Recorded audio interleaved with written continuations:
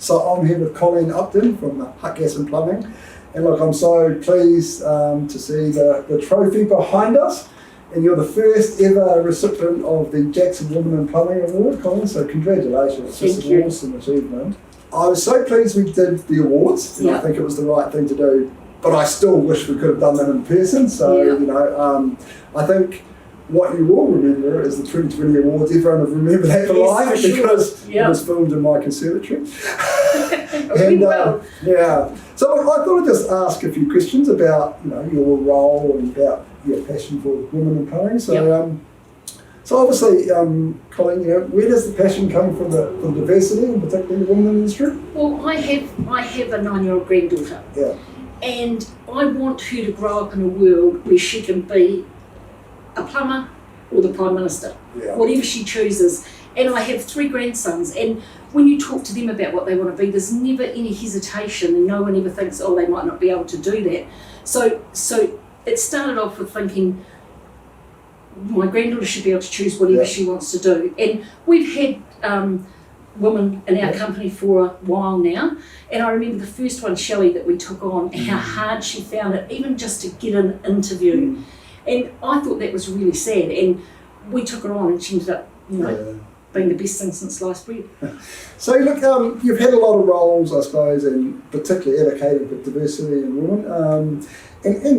So do you want to talk about those? I know NAR works very close to your heart, and PGD Board, but all those, I suppose you've got an influence, haven't you? Yeah, and I even think just starting off in our branches or associations, if you're going to do something, you might as well be boots in and all.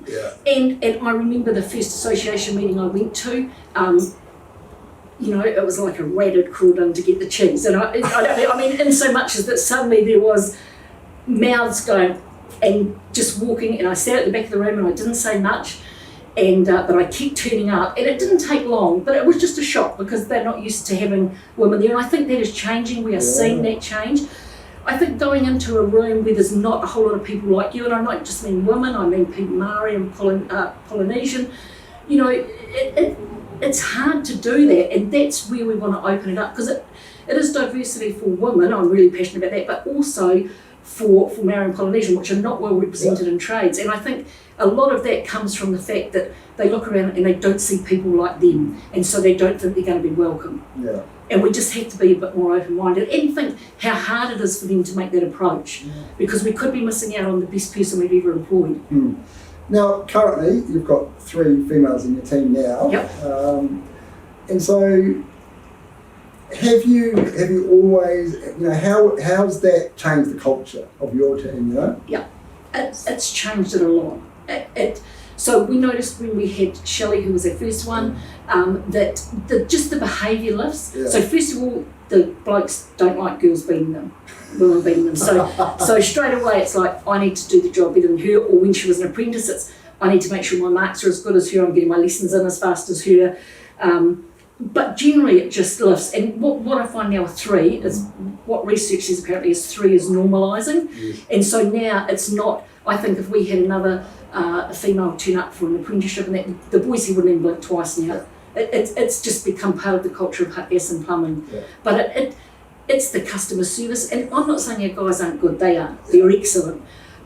But we look at things differently, and so when you have those different perspectives, you come out with a better whole. I mean, an example I'll use is we had a phone call about one of our female gas fitters was doing a job, and the lady came home and she rang and she said, oh, your gas fitter was sitting behind my dining table, and we all go, what's the rest of the story going to be? And I said, oh yes, and she said, yes, she put the heater in and she was sitting to check if you could see any of the back of it from the dining table. Now my guys are good, but I don't think they'd probably, just a slightly different way of looking at things.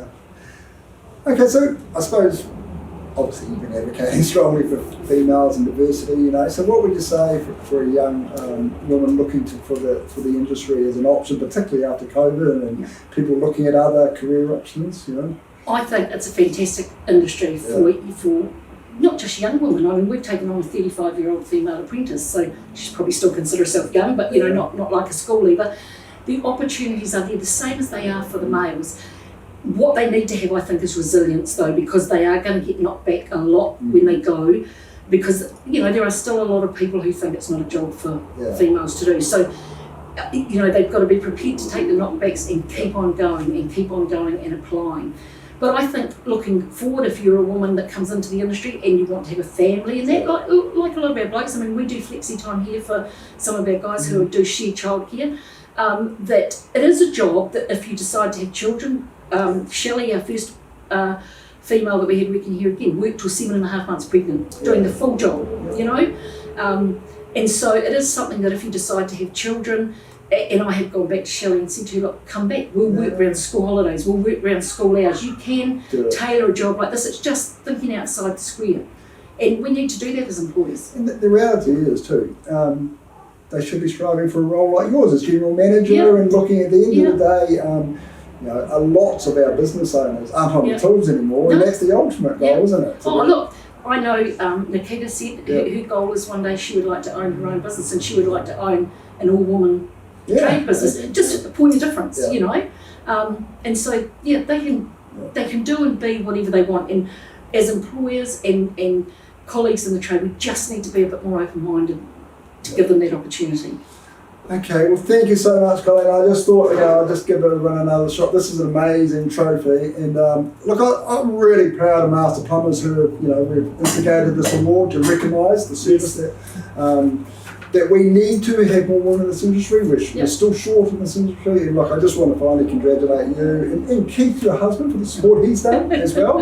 I saw him downstairs, and so it's an amazing family that you've got here, and you should be really proud of it. So well done, Colleen. Thanks very much, Greg.